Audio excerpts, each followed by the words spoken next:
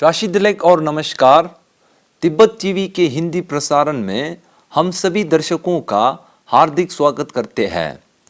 ज्ञातव्य है कि केंद्रीय तिब्बती प्रशासन ने परम पावन 14वें दलाई लामा जी के 85वें जन्म दिवस पर वर्ष 2020-2021 को परम पावन 14वें दलाई लामा जी के प्रति कृतज्ञता वर्ष के रूप में समर्पित किया है।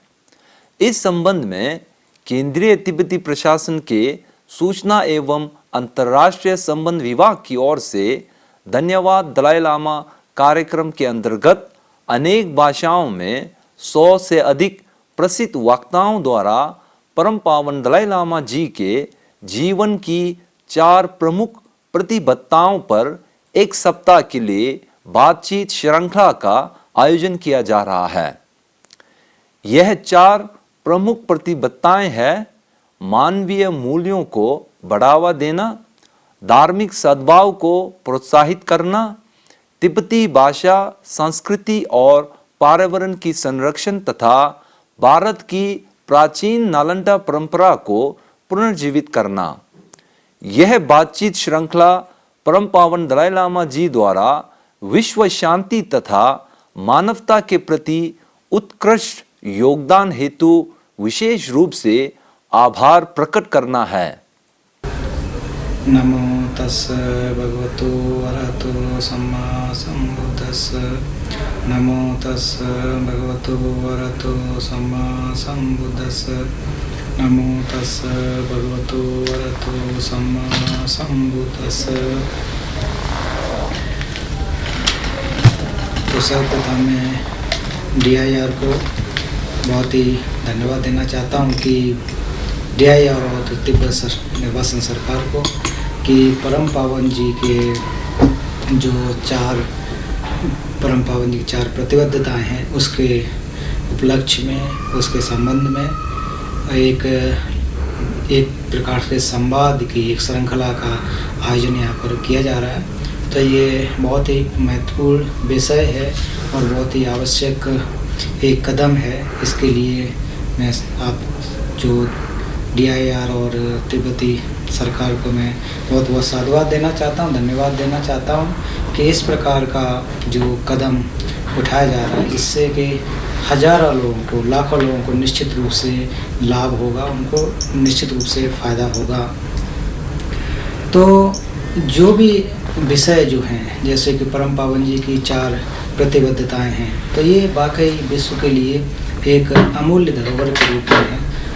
इनकी महत्वता बहुत ज़्यादा बढ़ जाती है और ख़ासकर तब बढ़ जाती है जब आज आधुनिक समय में जब इतनी चारों तरफ मारामारी हो, लोग परेशान हों और आज के समय में जिससे कि हम सभी लोग इससे गुजर रहे हैं, जो कि एक वैश्विक महामारी कोरोना जैसी वैश्विक महामारी, उससे हम लोग जूझ रहे हैं। तो उनकी जो प्रतिबद्धताएं हैं वो कहीं ज़्यादा और ज़्यादा सार्थक हो जाती हैं, ऐसा मैं मानता हूँ। तो ये कदम वाकई बहुत ही काबिल तारीफ़ है।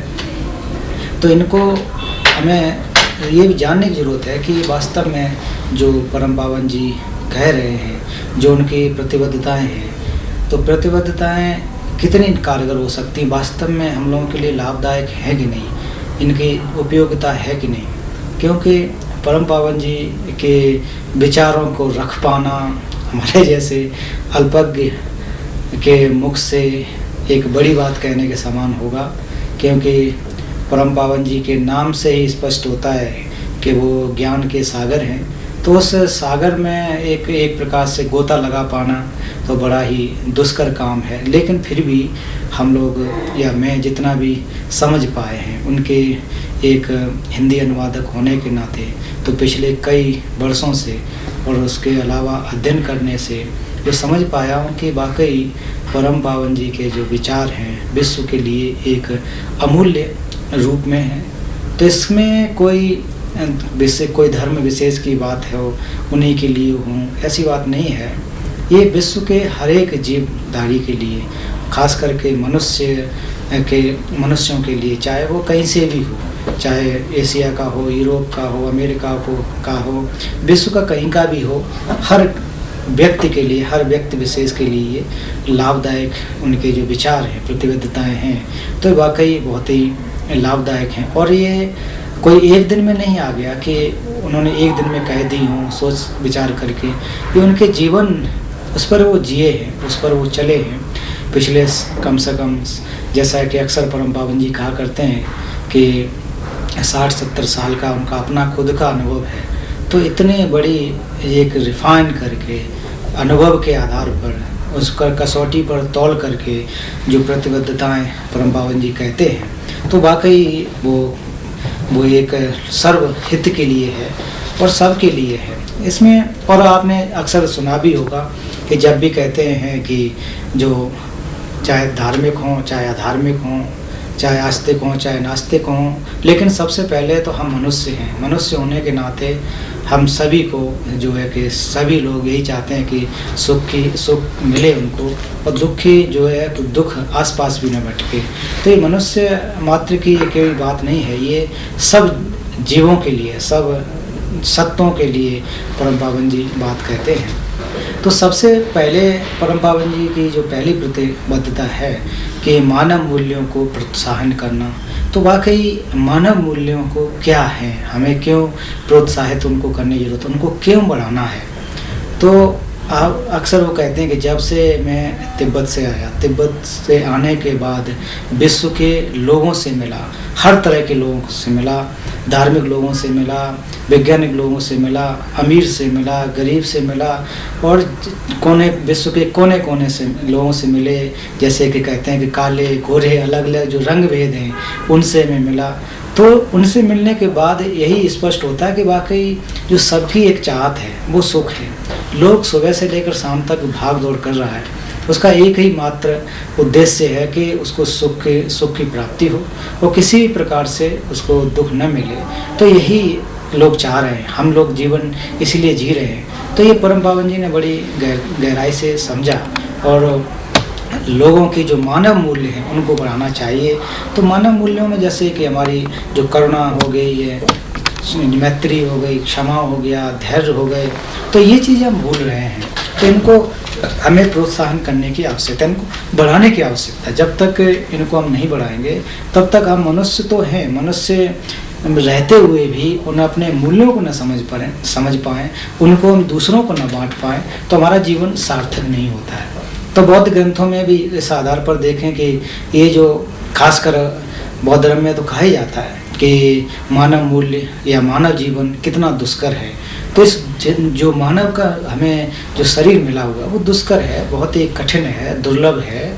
तो इसको प्राप्त करने के बाद भी अगर हमारे अंदर क्षमा की भावना न हो, हमारे अंदर करुणा की, मैत्री की भावना न हो, दूसरों के हम दुखों को न समझ पाएँ, तो फिर ये मानव मूल्य का कोई ज़्यादा अर्थ नहीं रह जाता। बाकी के आप देखेंगे कितने जो जानवर आप देखें, अन्य भी देखें, तो वो भी अपना जीवन यापन कर ही लेते हैं। तो एक जीवन यापन करना मात्र रह जाएगा, तो अर्थपूर्ण नहीं बनेगा। तो अर्थपूर्ण तभी सिद्ध हो सकता है जब आप इनके मूल्यों को समझें, स्वयं पर करुणा करके देखें, दूसरों पर भी रखें।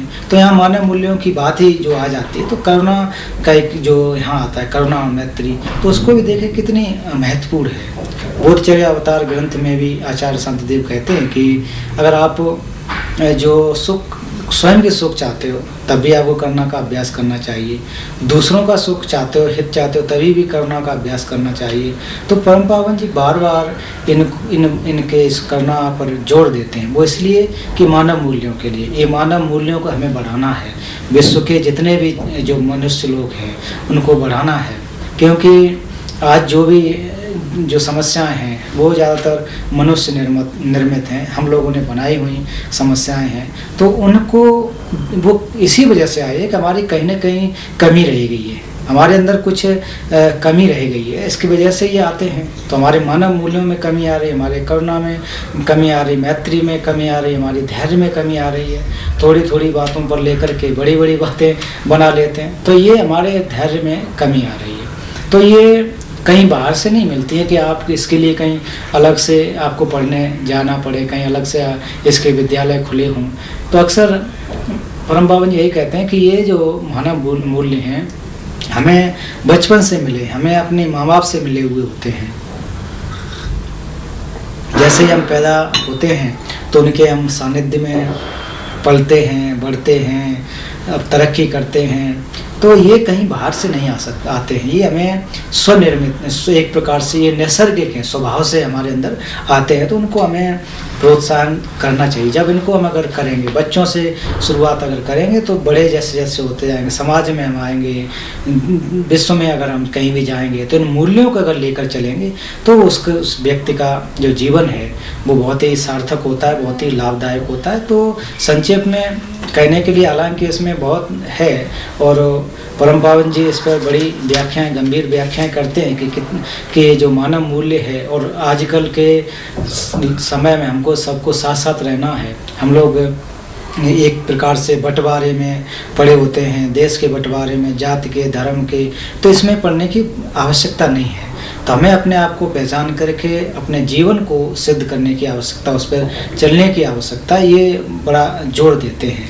फिर संक्षेप में दूसरी जो प्रतिबद्धता है कि धार्मिक जो परंपराएं हैं, विश्व की धार्मिक परंपराएं हैं, उनके मध्य में, उनके बीच में सामंजस्य बनना चाहिए। तो ये बहुत बड़ी बात है कि सामंजस्य होना चाहिए। उसकी वजह है क्योंकि खासकर हम लोग अगर एशिया की बात करें तो एशिया के ज़्यादातर लोग जो किसी न किसी परंपरा से जुड़े हैं, और बाकी के यूरोप और अमेरिका तो है ही हैं, लेकिन एशियन लोगों में श्रद्धा भी ज़्यादा होती है, धर्म के प्रति उनके जो क्रियाकलाप भी और लोगों से कहीं ज़्यादा होते हैं और परंपरागत भी हैं। भारत में देख लें तो ये कितनी सारी परंपराएं जो आ रही हैं, अभी भी लोग रह रहे हैं, और अन्य जगह पर भी देख लें और देशों में देख लें तो परंपरा से वो चीज़ें आ रही हैं। तो इसमें अलग अलग परंपराओं के लोग रहते हैं। आपके हमारे मान लीजिए कि जहाँ हम रह रहे हैं अब तो उसके बगल में कोई दूसरी परंपरा का मानने वाला होगा, कोई दूसरी जो पंथ है उसको मानता होगा। तो अगर हम लोग अगर साथ साथ नहीं रहेंगे, सद्भाव नहीं रहेंगे, तो एक साथ रहने से फ़ायदा क्या है। तो इसमें कोई परम पावन जी कभी ये नहीं कहते कि, और जब भी आप लोगों ने देखा होगा कि प्रवचन सुनते समय कि वो बौद्धों के लिए विशेष कर कह रहे हैं कि नहीं आपको ये, मैं तो केवल बौद्ध धर्म के जो अनुयायी हैं उन्हीं के लिए ऐसा कह रहा हूँ, ऐसी नहीं है। उनके प्रवचन में तो विश्व के हर एक लोग आते हैं, किसी भी परंपरा के लोग सुनने आते हैं, हर तरफ से आते हैं। तो मैं एक उदाहरण यहाँ देना चाहूँगा कि सर्वधर्म की जो परम पावन जी बात करते हैं वो कितनी महत्वपूर्ण बन जाती है। कि जैसे मैं संकिसा से हूँ, संकिसा उत्तर प्रदेश से, जो सभी लोग जानते हैं कि वो एक पवित्र स्थान है, लबब उसको तिब्बती बोलते हैं। भगवान बुद्ध तावतिन श्लोक से वहाँ पर आए थे, ऐतिहासिक जगह है। तो परम पावन जी जब 2015 में वहाँ पर गए, हम लोगों ने वहाँ 3 दिवसीय कार्यक्रम का आयोजन किया। तो पहले यही विचार था कि हम बौद्ध लोग और बौद्ध लोगों का एक संघ है, बड़ा हम लोगों का एक संघ है। तो ये विचारधारा थी कि जो बौद्ध लोग हैं, चाहे नव बौद्ध हों, जो परंपरागत बौद्ध हों, उनको बुला करके परम पावन जी को उपदेश सुने जाए। तो हम लोगों ने वैसा ही किया, मेहनत की, बहुत सारे लोग वहाँ पर आए, काफ़ी हज़ारों की संख्या में 3 दिन तक परम पावन जी का प्रवचन सुना, धम्मोपद पर प्रवचन हुआ, ऐतिहासिक कार्यक्रम वहाँ पर हुआ। तो ये धर्म प्रवचन का पहला जैसा कार्यक्रम था इतना विशाल रूप में। उस समय सिर्फ और सिर्फ हम लोग केवल बौद्धों पर ज़्यादातर जोर दिए, जो बौद्ध हैं, भारत में कहीं के भी बौद्ध हों, और बाकी के लोगों पर ध्यान नहीं दिए।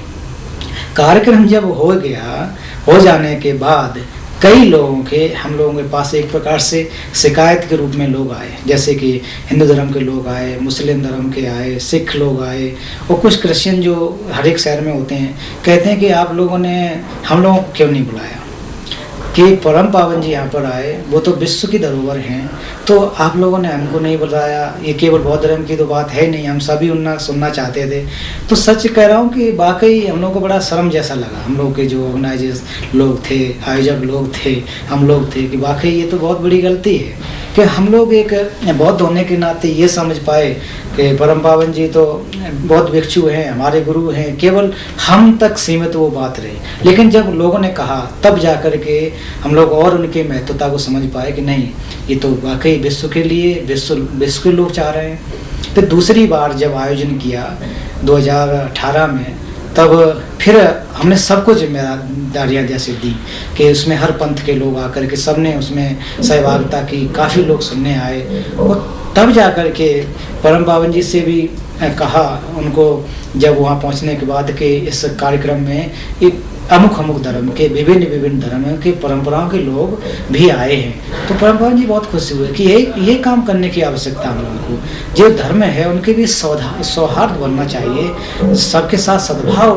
करने की आवश्यकता है। तो हम लोगों को बड़ा एक बल मिला कि नहीं, देखिए गुरुजी जो कह रहे हैं तो और करना है। फिर उसके बाद जो लोग आते गए, तो विश्व के लोगों में अगर आप देखें तो परम पावन जी की महत्ता के बारे में, उनकी एक महिमा के बारे में बखान कर पाना संभव नहीं है कि वो हर पंथ के लोगों के पास जाए, चाहे मस्जिद हो वहाँ जाएंगे, चाहे मंदिर हो, चाहे गुरुद्वारा हो, जैसी उनकी वेशभूषा है वैसे ही वो वेशभूषा भी पहन लेते हैं। तो उससे कि वो प्रैक्टिकली जीते हैं। और वो बार बार कहते हैं कि आप अपने धर्म को, जिस भी पंथ को मानते हो, अच्छी तरह से मानो, उसमें आपको श्रद्धा है उसमें श्रद्धा रखो, लेकिन दूसरे जो पंथ या धर्म है उनका सम्मान जरूर करना चाहिए।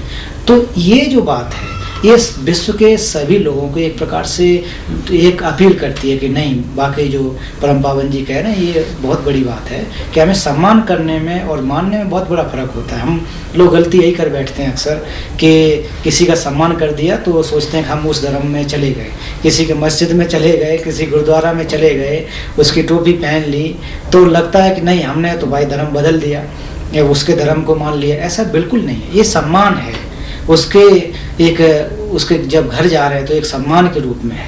किसी के हम घर जा रहे हैं तो उसके बुजुर्ग का हम सम्मान करते हैं, तो किसी के परंपरा में अगर जा रहे हैं तो उसको हम उसी तरह से सम्मान करते हैं। तो ये परम पावन जी का विचार है कि जब हम एक दूसरे का जब सम्मान करेंगे तभी तो हमारे वो मित्र बनेंगे। उदाहरण के रूप में अगर हम किसी मित्र के घर जाएं और उसके पिताजी हैं, माताजी हैं, बड़े भाई हैं, भारतीय परंपरा के अनुसार हम पैर छूते हैं, तो अगर हम पैर छू लेते हैं उसके, तो उसमें बिगड़ा नहीं है, क्योंकि उसके पिताजी, उसके चाचा जी और बड़े भाई हमारे अपने भाई के बड़े, मतलब जो भी हमारे होते हैं उनके समान है, तो उसमें कुछ बिगड़ा नहीं। ऊपर से यही होता है कि देखो अमुक आदमी कितना अच्छा है, फला आदमी कितना बढ़िया है, सम्मान हमारा किया है, तो फिर वो हमारा भी सम्मान करेगा। मेरे घर जब आएगा, आपके घर जब जाएगा तो आपके पिताजी होंगे, माताजी होंगे, उनका सम्मान करेगा। ये तो भारत की परंपरा रही है, कोई मैं नई बात बता रहा हूँ ऐसा नहीं है। ये तो भारत की कब से परंपरा, हजारों वर्ष प्राचीन ये परंपरा है, ये यहाँ पर है एक दूसरे का सम्मान करने का। तो सर्वधर्म सम्मान होना चाहिए, करना चाहिए। तो आप लोगों को पता नहीं कितने लोगों को पता होगा कि एक दिल्ली में सर्वधर्म समभाव पर एक संगोष्ठी हुई थी, कार्यक्रम हुआ था, 2 दिवसीय 3 दिवसीय कार्यक्रम था। तो उसमें जैन मुनि के एक आचार्य जी थे, तो उन्होंने बहुत अच्छी बात कही थी। उन्होंने कहा था कि परम पावन जी ने जो मंच पे बैठे, भारत में लगभग 9 प्रमुख धर्म हैं, अलग अलग पंथ के परंपराएं भारत में हैं, तो उन्होंने कहा था कि परम पावन जी तिब्बत से आकर के एक प्रकार से एक उदाहरण दे रहे थे। तो उनका अपना एक विचार था। उस उदाहरण को मैं बार बार इस सर्वधर्म की बात जब आती तो मैं बार बार स्मरण करता हूँ कि 4 बंदरों को एक थाली में खिला देना, ये परम पावन जी ने करके दिखा दिया। कहने का अर्थ है कि वो कह रहे थे कि 4 बंदर कभी एक साथ नहीं बैठते, एक इधर खींचता है, कोई इधर खींचता है, कोई भाग दौड़ करता है, कभी साथ नहीं बैठ सकते हैं। आपने देखा होगा, ये व्यवहारिक चीज़ है। तो उसी प्रकार से आज समय में कि धर्म के लोग साथ कहाँ बैठते हैं, कभी कोई चल रहा है मेरा धर्म, उसका धर्म, मेरा श्रेष्ठ है, उसका निम्न है, मेरी आबादी ज़्यादा बढ़ जाए, ये विचार होता है। दूसरा उन्होंने कहा कि इस प्रकार से कार्य कर दिया जैसे कि मेढकों को तराजू में तोलना। तो मेढकों का तराजू, उपमा देखिए कि तराजू में अगर रखोगे तो छटक जाएगा, कभी रुकेगा ही नहीं, इधर उधर भागता फिरेगा। तो परम पावन सबको जोड़ दिया। उस हॉल में कम से कम 200, 250, 300 लोग थे जो अलग अलग पंथ के मानने वाले, सभी लोग सुन रहे हैं, सभी लोग बात कर रहे हैं। तो इस प्रकार की जो क्षमता जो है, इस प्रकार का परम पावन जी में जो कला है धर्मों को जोड़ने के, सद्भाव बनाने की, तो ये बहुत ही महत्वपूर्ण है। इसको हमें अच्छी तरह से समझने की कोशिश करनी चाहिए, प्रयास भी करना चाहिए। और वो तो सीधा कहते हैं कि मान लीजिए किसी धर्म में खराबी नहीं होती है, किसी पंथ में खराबी नहीं होती है। जो अनुयायी होते हैं, जो मानने वाले, हम लोग जैसे जो लोग होते हैं, धर्म को तो हम ही मनुष्य ही मानते हैं, तो उनमें एका दुक्का जो है खराब निकल जाते हैं। तो इस तरह के जब निकल जाते हैं तो सारे तो कौम को बदनाम करना, उसको करना ठीक नहीं होता। व्यक्ति विशेष हो सकता है, पूरा संप्रदाय उसमें तो नहीं, खराबी नहीं होती है। सभी धर्म के जो शास्ता हुए हैं, जो उनके अग्रज हुए हैं, जिन्होंने शुरुआत की है, तो उनके अंदर जो भावना है, प्रेम, करुणा, मैत्री, ये इसका ही उपदेश देते हैं। सभी धर्म के यही कहते हैं कि मेरे धर्म वाले भी कहते हैं कि भाई प्रेम का अभ्यास करना चाहिए, करुणा का, मैत्री का। तो जब सब कहते हैं तो सबके बीच में कॉमन चीज़ें हैं, तो हम लोग तो जो एक धार्मिक जो सद्भाव है वो तो आराम से बन सकता है, इसमें कोई दिक्कत भी नहीं है। वो वाकई ये हुआ भी है, और पिछले कुछ दशकों से आप देख सकते हैं कि इसका कितना बड़ा फर्क पड़ा है। जहाँ भी परम पावन जी हों, सभी लोग उनका एक प्रकार से सुनना चाहते हैं। ऐसा नहीं है कि वो बौद्ध धर्म की बात कह रहे हैं, वो सुनना चाहते हैं। वो उनके अलग अलग किस प्रकार से सौहार्द बन सकता है, कैसे साथ आ सकते हैं। अक्सर देखा होगा परम पावन जी कुंभ में भी जाते हैं, गुरुद्वारे, मस्जिद, जिससे कि साथी लोग सभी लोग आ सकें। या धर्मशाला में भी कार्यक्रम जब प्रवचन चल रहा होता है, या फिर बोध ज्ञान में होता है, वहाँ पे बहुत सारे पंथ के लोग आते हैं, सुनते हैं उनको आकर के। करुणा, मैत्री, सर्वधर्म समभाव, इसकी जब चर्चा करते हैं सभी लोग सुनते हैं, उनको अच्छी तरह से सुनते हैं, उनको कहते हैं कि ये तो वाकई हमारे लिए भी उतना ही लाभदायक है जितना कि दूसरे के लिए है। तो इससे सिद्ध होता है कि कितनी बड़ी जो उनके एक प्रयास हैं सर्वधर्म समभाव के लिए, या धार्मिक जो सौहार्द है उनके लिए एक खासकर मैं कहना चाहूँगा कि भारतीयों के लिए एक धरोहर के रूप में इस देश में एक सभी धर्म पंथ के लोग रहते हों, जहाँ सभी विभिन्नताओं के लोग रहते हों, ऐसे जगह पर एक धार्मिक सौहार्द ये बहुत ही एक दूसरे देशों के लिए उधार है। ऐसा परम पावन जी हमेशा ही प्रवचन में कहते हैं। वो भारत में एक क्षमता है कि सभी धर्म के लोग साथ साथ चल सकते हैं, और चल रहे हैं, हजारों वर्षों से चले आ रहे हैं। पहले 3000 वर्षों से लेकर के आज तक आप देखें कि किसी भी धर्म के बीच बहुत बड़े झगड़े नहीं हुए, बहुत ज़्यादा मारकाट नहीं हुई होगी, छोटे मोटे झगड़े होते रहते हैं। ये तो अमूमन बात है, एक परिवार में छोटी मोटी बातें हो जाती हैं, तो ये एक बहुत बड़ी कम्युनिटी को मानने वाले में भी ये तो संभव है, लेकिन उतने वो खतरनाक नहीं होते, वो आपस में सुलझ जाते हैं। ये भारत में एक क्षमता है कि सारे के सारे परंपराओं के लोग, पंथों के लोग, या कह लें धर्म के लोग साथ रह कर के अभ्यास का कर सकते हैं, एक दूसरे का हित कर सकते हैं। आज आप देख सकते हैं कि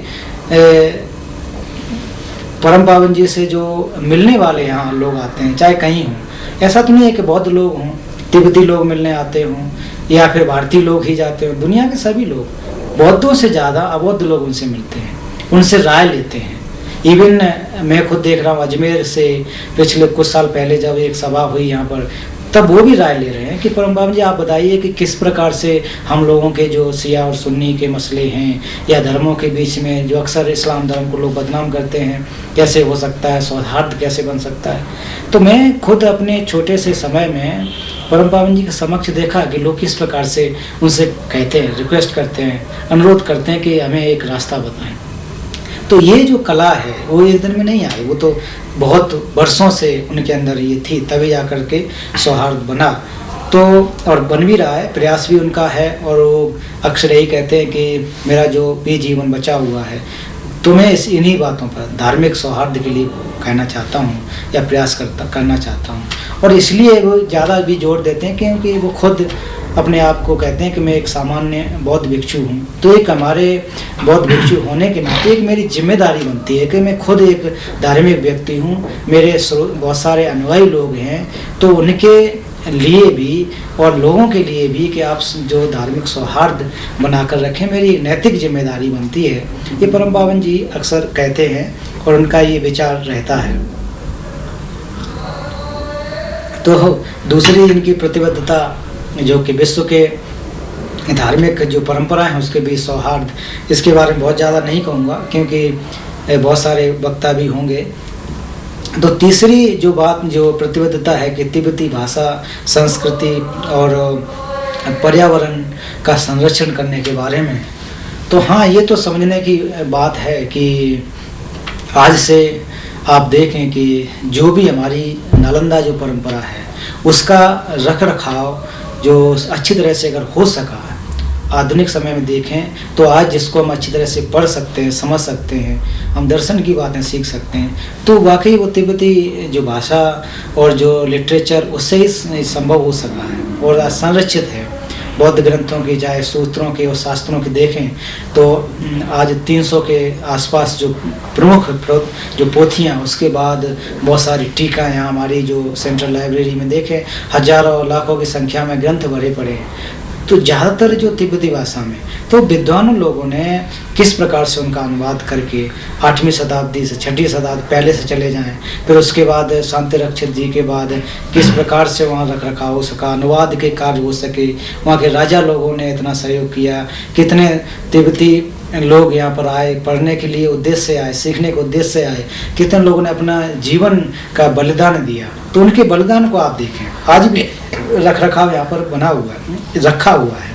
तो परम पावन जी यही कह रहे हैं कि हमारी जो भाषा है और संस्कृति है जो हजारों वर्ष प्राचीन है, उसका रख रखाव होना चाहिए और जिससे कि वो विश्व के लिए एक वाकई एक लाभ दे सके। और आज देख सकते हैं कि कितना बड़ा उससे लाभ होता है। छोटी सी बात, ये तो चलो धार्मिक बात हो गई। मैक्लोडगंज में मैं देखता हूँ कि तिब्बती दवा लेने के लिए भारत से आई थिंक 99% लोग तिब्बती लोग होंगे, उसमें वो माफ़ करिए भारतीय लोग होंगे जो दवा लेने आते हैं। तो ये क्या है? ये भी एक आपकी विद्या है, हमारी विद्या है, तो उसको हमें संरक्षित करने की आवश्यकता है, चाहे कहीं भी हो, चाहे अंदर हो चाहे बाहर हो। इस प्रकार की विद्या जो है, जो हमारी भाषा है, हमारी संस्कृति है, चाहे ये चीज़ें, इनको हमें संरक्षित करना है। क्यों? मानव हित के लिए। इससे हजारों हजारों वर्षों तक लोगों का हित होगा। यहाँ मैं देख रहा हूँ कि मैं खुद अचरज में पढ़ता हूँ कि भारत में इतनी बड़ी व्यवस्था है, मेडिकल व्यवस्था है, आयुर्वेदिक है, यूनानी है, अंग्रेजी है, फिर भी यहाँ पर लाइन लगाते हैं लोग। इतनी कारगर ये है, ये इतनी लाभदायक है। तो ऐसा नहीं कि मैं एक ये अलग से इसका कोई प्रचार कर रहा, ऐसी बात नहीं है। इससे जुड़ी हुई बातें हैं, इनका हमें रख रखाव करना है। तो ये गुरुजी का भी विचार हमेशा रहता है कि मैं एक तिब्बती होने के नाते हमारी नैतिक जिम्मेदारी बनती है कि मैं इनका करूं, संरक्षण करूं। फिर दूसरी बात जो पर्यावरण की बात कहते हैं, तो इसमें पर्यावरण अक्सर गुरुजी कहते हैं ये विश्व के लिए चुनौती है। हम भारतीय देखिए, हमारे जो हम लोग पानी पीते हैं, आज हम कहाँ से जी रहे हैं? चाहे हमारी नदी गंगा हो, ब्रह्मपुत्र हो, और फिर पाकिस्तान में इंडस वैली जो सिंधु नदी हो, कितनी नदियाँ, सैकड़ों नदियाँ जिस पर हम लोग आश्रित हैं। एशिया के करोड़ों करोड़ अरबों लोग इस पर आश्रित हैं। तो उनका जीवन जो है इस पर जब आश्रित है तो ये हमें पर्यावरण के बारे में विचार करने की आवश्यकता है। ये परम पावन जी उस पर विचार कहते हैं कि इसको संरक्षण करने की जरूरत है। ये उनका अकेला प्रयास है। उसका प्रयास कितने लोगों को लाभ देगा? हम सबको लाभ देगा। तो इस पे हमें सोचने के, इस पे बारे में बहुत ज़्यादा कह नहीं सकता क्योंकि मैं ना तो पर्यावरण विज्ञ हूँ इसके बारे में, लेकिन ये जो इसको टच करना चाहता हूँ परम पावन जी की प्रतिबद्धता को कि जिन्होंने जो इसको भी अपने विचारों में सम्मिलित किया हुआ है, लोग हित के लिए सम्मिलित किया हुआ है। तो प्रमुख जो मैं चौथी अब उनकी प्रतिबद्धता है उस पर आना चाहूँगा। ये बहुत ज़्यादा भारतीयों के लोगों के लिए, विश्व के लोगों के लिए महत्वपूर्ण बन जाती है। इतना शायद कार्य जब से बाद के अब देखा जाए तो कई हजारों वर्षों का जो गैप हो गया, इतना परम पावन जो प्रयास कर रहे हैं उतना नहीं है कि जो प्राचीन भारतीय विद्या है उसको पुनर्जीवित करना है। तो प्राचीन भारतीय विद्या लोग अलग अलग तरीके से समझ सकते हैं, समझ लेते हैं। कभी कभी कोई अपने जो जिस पंथ का है उस हिसाब से समझ लेता है। अगर बौद्ध होगा कहेगा कि बौद्ध धर्म को बढ़ाने की बात है, कोई हिंदू पंथ का होगा तो कहेगा वेद और इनको शायद करने की होगी।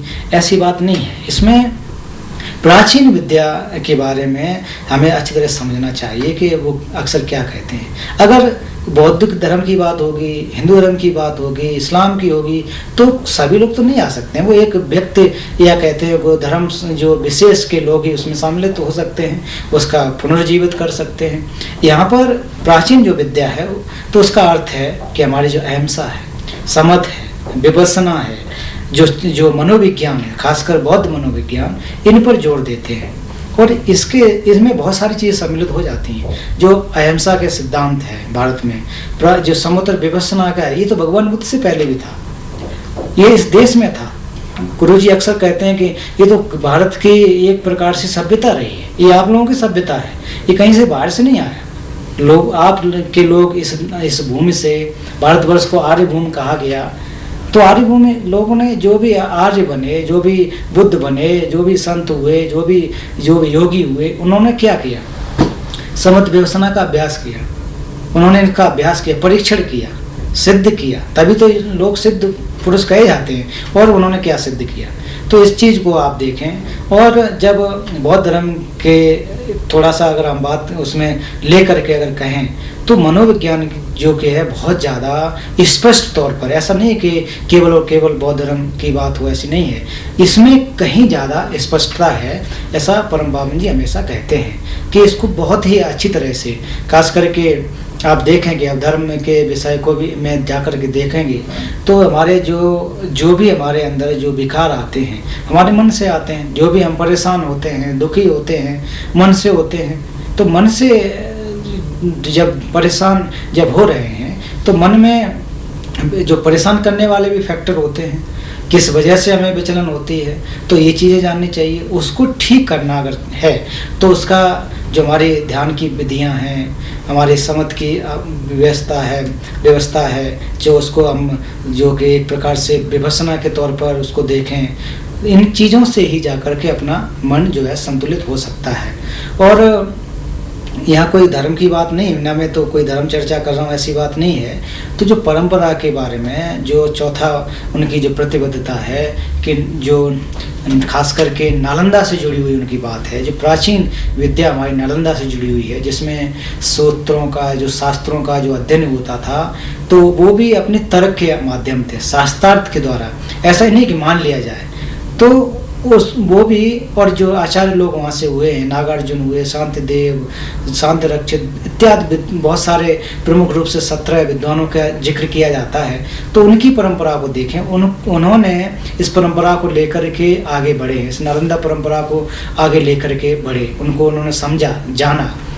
तो देख सकते हैं कि वाकई एक जो अवधर्म के विषय हैं, जो हमारे चित्त चैतसिक के विषय हैं, उनको गंभीरता से एक एक करके, एक एक परीक्षण करके कि अमुक चीज़ जो अगर हमें आ रही है, परेशानी आ रही है, हमारे मन में जो विकार आ रहे हैं, वो किस प्रकार से, कैसे हैं, तो वहाँ के विद्वान लोगों ने अच्छी तरह से उसका परीक्षण किया, उसको अच्छी तरह से समझे।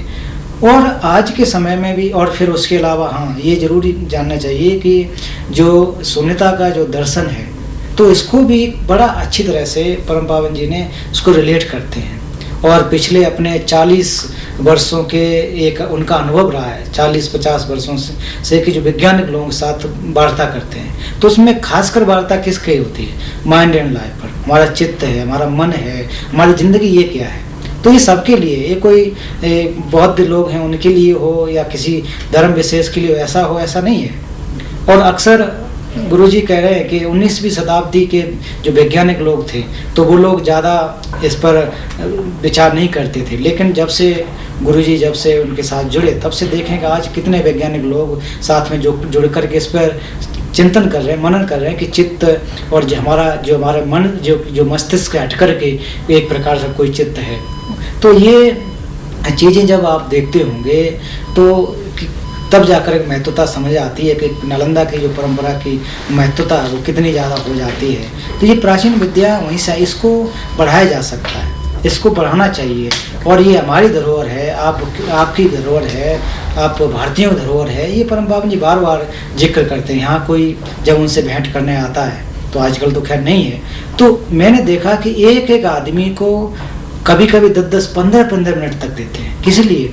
ये जो आपकी प्राचीन विद्या है, अहिंसा की विद्या, करुणा, मैत्री, और जो क्या कहते हैं आपकी समत, विपश्यना, मनोविज्ञान, इसकी जो परंपरा, इसको बढ़ाना चाहिए, आपको पुनरुद्धार करना चाहिए। आपके एजुकेशन सिस्टम है, उसमें आपको जो है इनको चीज़ों को डालना चाहिए, शिक्षा प्रणाली में डालना चाहिए। जब आपकी शिक्षा प्रणाली में ये चीज़ आ जाएंगी, तो निश्चित रूप से लोगों का हित होगा। बच्चे छोटे से ही सीखेंगे, जब बड़े हो जाएंगे, कॉलेज यूनिवर्सिटी में जाएंगे, तो उनके अंदर अपने आप जो अहिंसा का विचार है अंदर उनके आ जाएगा। सोच विचार का जो एक प्रकार से चिंतन करने की जो क्षमता है वो उनके अंदर आ जाएगी। तो इस प्रकार के जो विचार है बढ़ाना चाहिए। और एक जो क्वांटम फिजिक्स की आज जो बात करते हैं, तो क्वांटम फिजिक्स के बारे में परम पावन जी यही कहते हैं कि हालांकि जो ये हमारी व्यवस्था है ये कोई नई नहीं है। आधुनिक विज्ञान में या वैज्ञानिक जो विश्व है उसमें एक नई तरीके से है, लेकिन भारत में तो 2500 वर्ष पहले ही नागार्जुन से ने किया, भगवान बुद्ध ने इस व्यवस्था को दे दिया। उन्होंने तो बता ही दिया कि जिन चीज़ों को आप देख रहे हैं वो वैसे भी नहीं होती जैसे आपको दिखाई देते हैं, उसमें देखने में और वास्तविकता में बहुत बड़ा फर्क है। इसी को तो हमारे जो बौद्ध विज्ञान के अनुसार भी कहा जाता है, आधुनिक विज्ञान के अनुसार भी कहते हैं। हम लोग वो लोग आजकल के जो औजार माइक्रोस्कोप क्या स्कोप उसके द्वारा अपना सिद्ध करते हैं, हमारे जो देखें तो बहुत पहले ही हो चुका, लोगों ने अपने मानसिक उसके हिसाब से परीक्षण करके सिद्ध कर दिया। इसके बारे में राजा रमनन ने भी कहा है कि जो आधुनिक विज्ञान है, भारत की प्राचीन जो विज्ञान है, अर्थात कहा जाए जो हमारी शून्यता का सिद्धांत हैं, जो हमारे परीक्षण करने की तरीका है, उसके सामने तो एक प्रकार से एक शुरुआती चरण में है। तो ये इतनी महत्वपूर्ण बातें को जानने के या फिर हम लोग अगर उसको प्रयास करेंगे तो निश्चित रूप से ये कारगर सिद्ध होगी, लाभदायक हो सकता है। तो ये कोई धर्म विशेष के लिए ऐसी बात नहीं है, कोई एक पंथ के लिए ऐसी बिल्कुल भी नहीं है, उसको कोई भी पढ़ सकता है, किसी भी पंथ का लोग हो, किसी भी मान्यता को मानने वाला हो।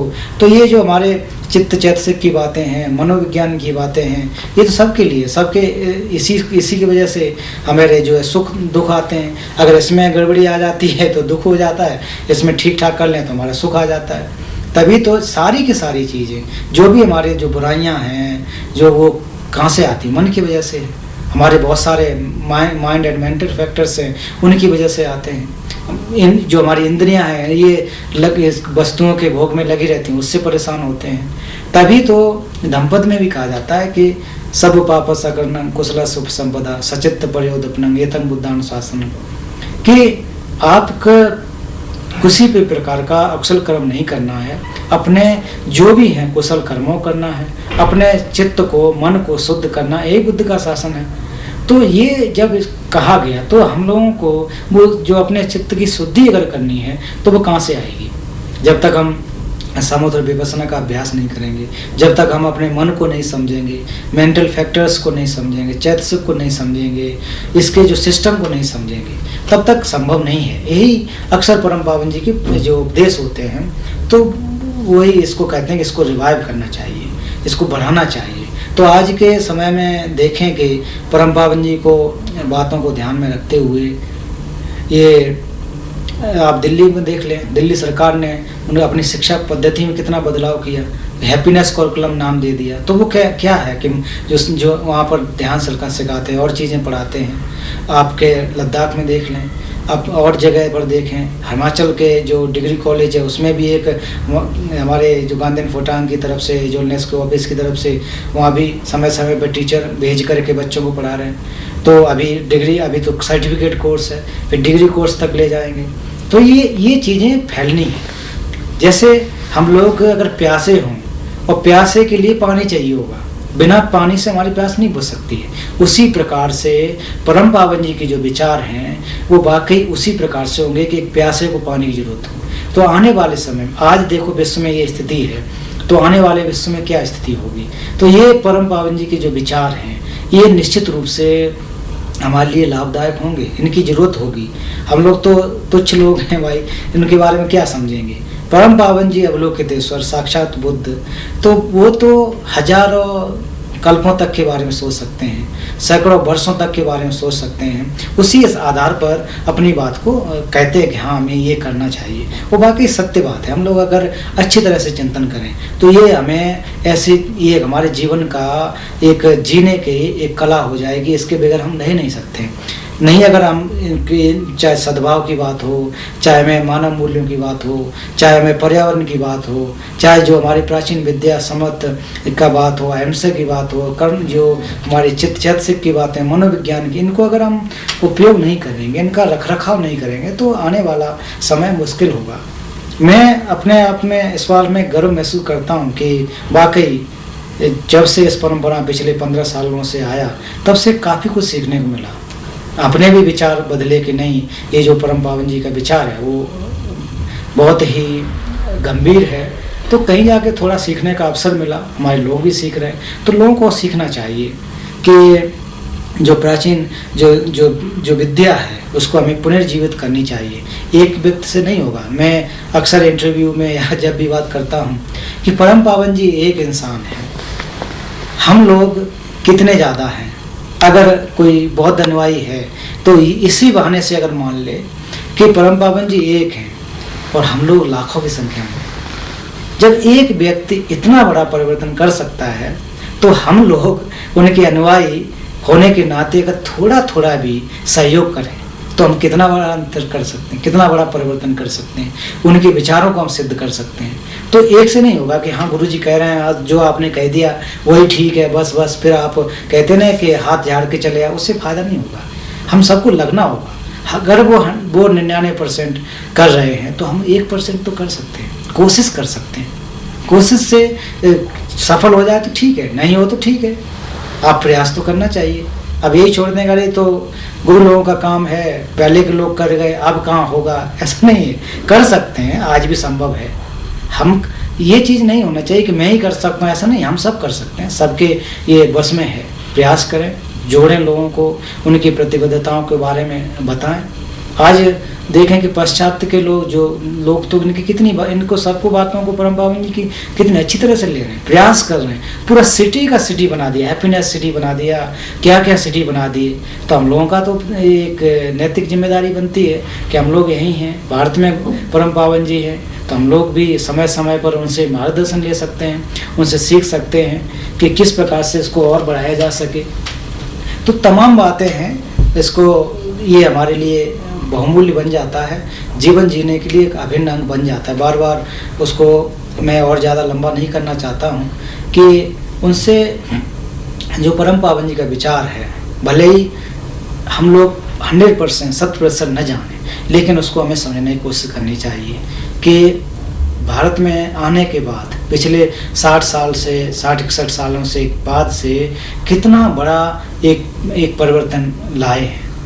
कहते हमेशा ही कहते हैं कि मैं तो देखिए क्या हूँ, भारतीय एक दूत हूँ, भारतीय ज्ञान का दूत हूँ। वाकई सही बात है कि जो भारतीय परंपरा, नालंदा परंपरा, इसको आज विश्व पटल पर परम पावन जी लेकर रख दिया, लोग उसका पालन कर रहे हैं।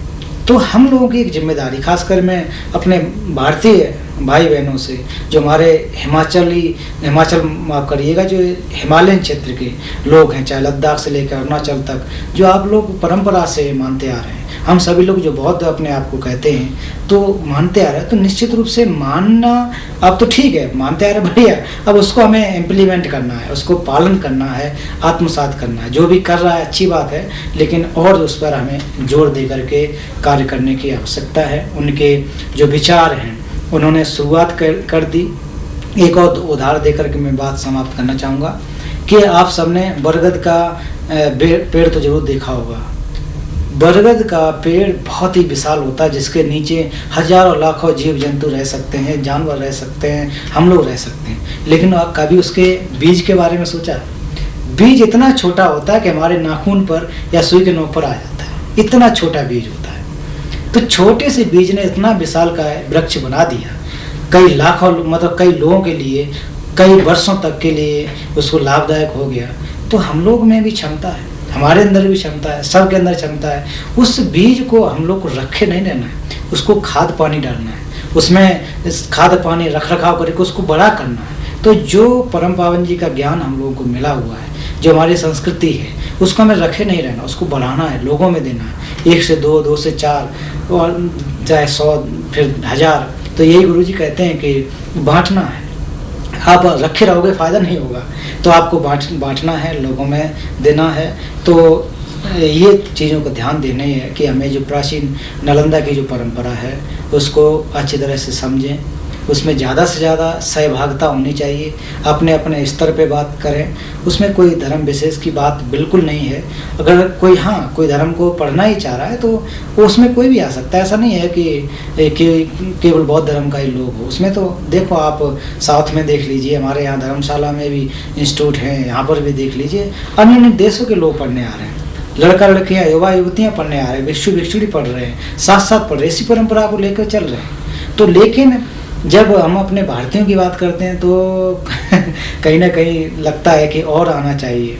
उसमें नगण्य लोग हैं, बहुत ही इक्का दुक्का लोग हैं, तो इससे रखरखाव कैसे होगा, हम पुनर्जीवित कैसे कर सकते हैं। उसके लिए ज़्यादा से ज़्यादा लोगों को आने की आवश्यकता है। और परम पावन जी के जो शुरुआत उन्होंने की है, जो उसका पुनरुद्धार करने की जो व्यवस्था की है, उसको हमें करना चाहिए। तो यहीं पर मैं अपनी बात को समाप्त करने की कोशिश करूँगा, क्योंकि विषय हालांकि बहुत बड़ा है और वक्त की भी अपनी एक महिमा होती है। तो निश्चित रूप से ये जो विचार हैं, परम पावन जी के विचार जनों जनों तक फैलें, लोगों तक फैलें, कल्पों तक बने रहें और परम पावन जी दीर्घायु को प्राप्त हों। ज़्यादा से ज़्यादा हम लोगों का मार्गदर्शन करते रहें, जीवधारियों का हित करते रहें, हजारों वर्षों तक आप जीवित रहें, दीर्घायु को प्राप्त हों। साधु साधु साधु।